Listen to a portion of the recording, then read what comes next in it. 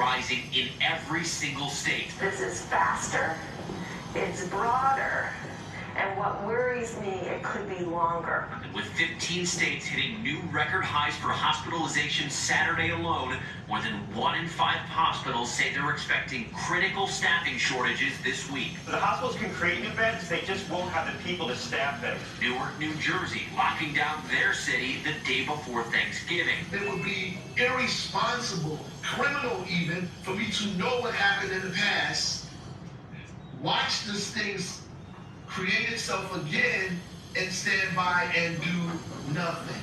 As the infection rate rises in nearby New York, Governor Andrew Cuomo is threatening to shut down non-essential businesses in parts of New York City. Staten Island is a serious problem. We're running into a hospital capacity issue on Staten Island.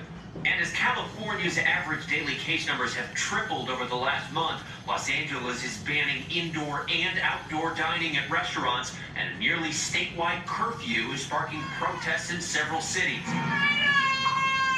But America's frontline workers say they're already exhausted and fearful of what's to come. We definitely do not want to see Thanksgiving family get-togethers be Christmas family funerals. Iowa nurse Nick Klein pleading for people to consider the consequences of their choices. I had a really tough day yesterday.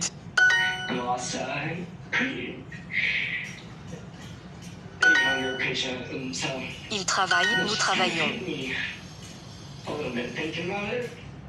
And we feel for that nurse and all the nurses out there. Trevor All joins us now from New York. And Trevor, authorities here in New York are cracking down, trying to break up illegal gatherings, but they can't keep up with all of them? Yeah, Tom, the NYPD says early this morning they broke up an illegal club here in Manhattan packed with more than 120 people. But there are reports that earlier in the month, a wedding was held in Brooklyn with 7,000 guests. Governor Andrew Cuomo says if that happened, it's a blatant disregard of the law, and he wants a robust investigation. Tom? An ongoing battle we've seen throughout this pandemic. All right, Trevor, thank you. Now to the light at the end of the tunnel, the promise of a vaccine. Tonight, the nation's vaccine czar says the first Americans could get it in just 3 weeks. And in the meantime, a major step forward in treating COVID patients. The FDA greenlighting an antibody treatment for Regeneron that speeds up recovery. Here's ABC's Stephanie Ramos. Tonight, the chief scientific advisor of Operation Warp Speed saying the first Americans could be vaccinated against COVID-19 as soon as December 11th, just 19 days from now. We are ready to start shipping vaccines within 24 hours from approval, and hopefully people will start to be immunized, I would say within 48 hours from the approval. The FDA announcing it will have a public hearing for Pfizer's request for emergency use authorization of its vaccine on December 10th, and it could be recommended for emergency use authorization that day. Moderna's vaccine will face the same review a week later.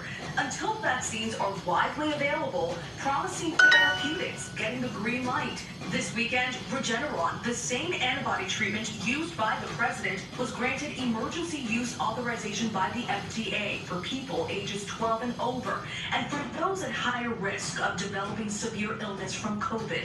The drug, genetically engineered in a lab, imitates the body's natural defenses. Just one dose, delivered through an IV, has so far been shown to prevent some infected people from developing severe disease. It gets to work right away, blocking the virus from entering and infecting healthy cells. Earlier this month, Eli Lilly's antibody drug also receiving emergency use authorization. I'm on day 2, outside the infusion. I'm having some fatigue, but that's improved.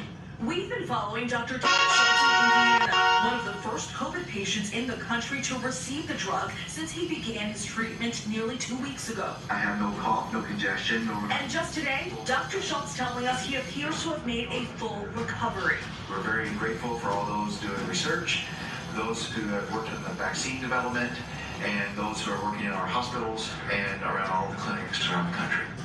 Encouraging news on the vaccine and on those treatments. Stephanie joins us now. And Stephanie, Dr. Monsef Slaoui from Operation Warp Speed also predicting today that if 70% of Americans take the vaccine, we could see herd immunity as early as May? Absolutely, Tom, but it will still take months before enough doses are available for all Americans. Also, scientists fear convincing people to take it will be tough.